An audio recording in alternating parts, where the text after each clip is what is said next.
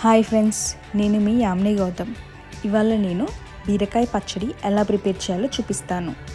ఇక్కడ నేను ఒక 1/2 kg వరకు బీరకాయలు తీసుకున్నానండి. ఇవి శుభ్రంగా కడిగాను, అంతే. పైన చెక్క అనేది ఏమీ తీయలేదు, పైన పొట్టు తీయలేదు. ఆ తర్వాతకి 3 టమాటాలు, 5-6 పచ్చిమిర్చి ముక్కలు, 1 ఇంచ్ అల్లం ముక్క, అలాగే 5-6 వెల్లుల్లి తీసుకున్నాను.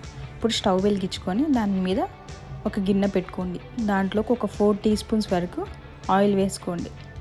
ఆయిల్ కొంచెం వేడైన తర్వాతకి దీంట్లో కొంచెం ధనియాలు, 2 టీ స్పూన్ ధనియాలు, అలాగే 2 టీ స్పూన్ వరకు జీలకర్ర వేసుకోండి. ఈ 2 వేసాక ఒకసారి లో ఫ్లేమ్లో కొంచెం ఫ్రై అవ్వనివ్వండి లైట్గా. ఇవి కొంచెం కలర్ చేంజ్ అయిన తర్వాతకి వీటిని తీసి ఒక గిన్నెలోకి ట్రాన్స్ఫర్ చేసుకొని, గిన్నెలోకి కానీ ప్లేట్లోకి కానీ. తర్వాతకి అదే ఆయిల్లో ఇక్కడ మనం పచ్చిమిర్చిని చీలికలుగా వేసుకుంటున్నామండి. మధ్యలో కట్ చేసుకున్నాను. ఆ తర్వాతకి అల్లాన్ని చిన్న ముక్కలుగా కట్ చేసుకున్నాను, అలాగే వెల్లుల్లి కూడా వేసుకున్నాను. ఇవన్నీ కూడా ఒకసారి ఆయిల్లో ఫ్రై అవ్వనివ్వండి. ఫ్రై అయిన తర్వాతకి వీటిని కూడా తీసి పక్కన పెట్టేసుకోండి. ఇప్పుడు అదే ఆయిల్లో ఇక్కడ నేను బీరకాయని సన్న ముక్కలుగా కట్ చేసుకున్నాను. సన్న ముక్కలుగా కట్ చేసుకున్న బీరకాయని మొత్తం ఒకసారి యాడ్ చేసుకోండి.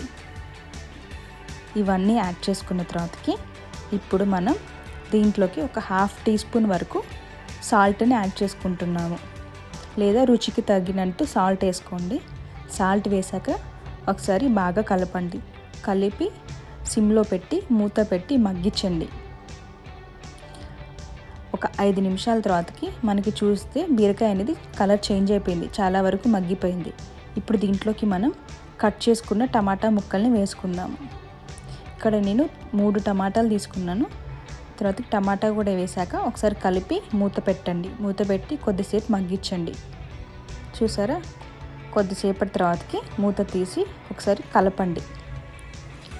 ఇలా కలిపిన తర్వాతకి ఒక 5 మినిట్స్ పాటు ఆయిల్ పైకి తేలే వరకు మగ్గనివ్వండి. ఆయిల్ పైకి తేలాక స్టవ్ ఆఫ్ చేసుకొని ఈ గిన్నెని పక్కన పెట్టేసుకోండి. ఇప్పుడు ఒక మిక్సీ జార్ తీసుకోండి.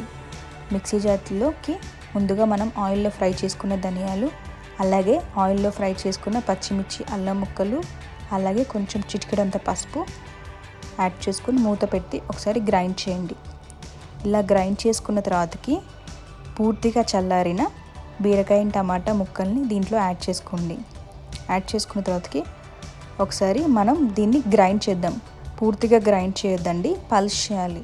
ఇలా పల్స్ చేస్తే మనకి ముక్కలు అనేది మనం తింటున్నప్పుడు కొంచెం పంటికి తగులుతూ ఉంటుంది అన్నమాట. ఆ తర్వాతకి ఇప్పుడు పోపు పెట్టేసుకుందాం. గిన్నెలో కొంచెం ఆయిల్ వేసుకోండి. ఆయిల్ కొంచెం వేడైన తర్వాత దీంట్లో ఒక 1/2 టీ స్పూన్ వరకు శనగపప్పు, 1/2 టీ స్పూన్ వరకు మినప్పప్పు, అలాగే 1/2 టీ స్పూన్ వరకు జీలకర్ర, 1/2 టీ స్పూన్ వరకు ఆవాలు, అలాగే ఎండుమిర్చిని కొంచెం తుంచి వేసుకోండి, అలాగే కొంచెం కరివేపాకు. ఇవన్నీ వేసాక ఒకసారి ఆయిల్లో ఫ్రై అవ్వనివ్వండి ఒక 2 మినిట్స్ పాటు. ఇలా ఫ్రై అయిన తర్వాతకి లాస్ట్లో కొంచెం ఇంగువ వేసుకోండి. ఇంగువ వేసుకొని ఒకసారి కలిపి ఇప్పుడు ఈ చట్నీని నేను ఒక బౌల్లోకి యాడ్ చేసుకున్నాను. ఇప్పుడు ఈ పోపు అంతా మనం ఈ చట్నీలోకి యాడ్ చేసుకుందాం. ఎమ్మి బీరకాయ చట్నీ రెడీ అయిపోయిందండి. ఇది వేడి అన్నంలోకి కానీ చపాతీలోకి కానీ చాలా బాగుంటుంది. డెఫినెట్గా అందరూ ట్రై చేయండి ఈ రెసిపీని. Thank you for watching my video. మీకు కనుక నా వీడియో నచ్చినట్లయితే లైక్ చేయండి, షేర్ చేయండి, అలాగే సబ్స్క్రైబ్ చేసుకోండి నా ఛానల్ని. Thank you.